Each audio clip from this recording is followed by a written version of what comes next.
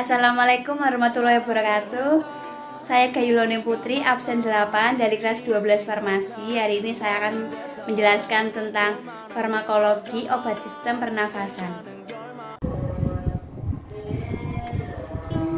Chronic Aspecific Respiratory Infection atau KARA mencakup semua penyakit pada saluran pernapasan yang memiliki ciri penyumbatan bronki karena pengembangan mukosa atau sekresi sputum dahak yang berlebihan serta kontraksi otot polos saluran pernapasan atau bronki yang berlebihan. Penyakit yang termasuk dalam golongan ini adalah asma, bronkitis, dan emfisema.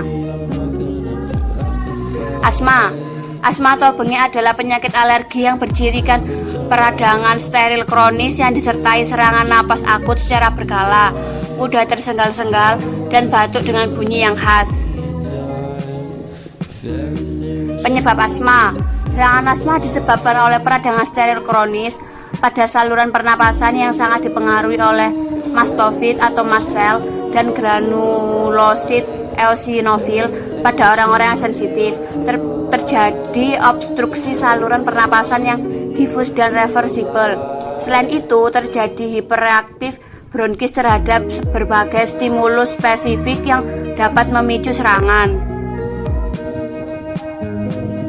Tindakan umum: mencegah timbulnya reaksi antigen, antibodi, dan serangan asma dengan menjaga kebersihan atau sanitasi. Berhenti merokok karena asap rokok dapat menimbulkan bronkokonstriksi dan memperburuk asma.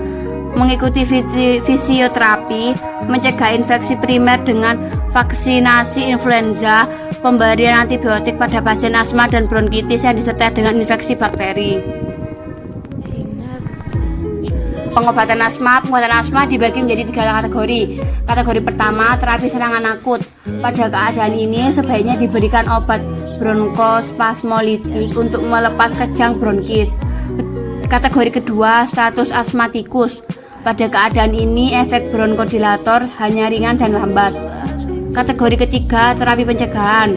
Terapi ini dilakukan dengan pemberian bronkodilator, misalnya salbutamol, ipratropium, dan teofilin secara oral.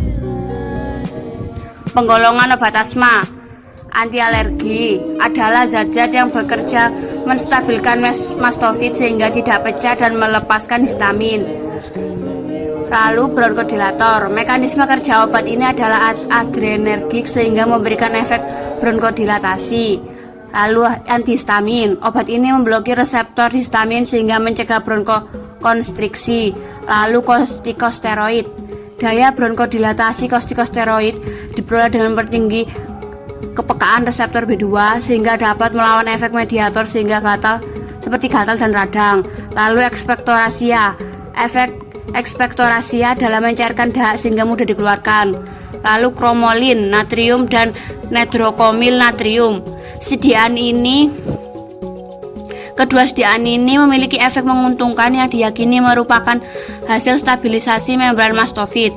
Lalu modifikator leukotrien. Lalu kombinasi terapi pengontrol. Kombinasi kortikosteroid hirup dengan agonis B2 hirup kerja lama untuk tahap 3 asma persisten. Omalizumab merupakan antibodi anti-IgE yang digunakan untuk pengobatan asma yang tidak dapat ditangani dengan baik oleh kortikosteroid hirup dosis tinggi. Lalu metotrexat dosis rendah 15 ml per minggu digunakan untuk menurunkan dosis kortikosteroid. Obat batuk. Batuk adalah suatu refleks fisiologi yang dapat berlangsung baik dalam keadaan sehat maupun sakit. Refleks tersebut umumnya disebabkan oleh rangsangan pada selaput lendir pernapasan yang terletak di beberapa bagian tenggorokan dan cabang-cabangnya. Refleks batuk berfungsi untuk mengeluarkan dan membersihkan saluran pernapasan. Penyebab batuk. Refleks batuk disebabkan oleh radang atau infeksi saluran pernapasan atau alergi.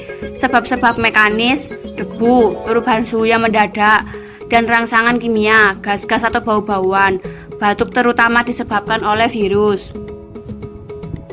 Penggolongan batuk. Batuk dibagi menjadi 2. Zat-zat yang bekerja sentral seperti zat-zat adiktif zat-zat non-aktif.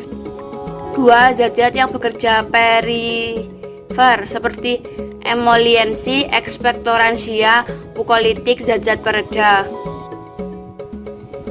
Obat batuk tanpa resep dokter ada Creosor, Ipesasuan-heradik, amonium klorida, kalium iodida, minyak terbang atau minyak atsiri, liquiritradik, kodein, dextrometorphan, bromhexin. Sekian dari saya. Wassalamualaikum warahmatullahi wabarakatuh.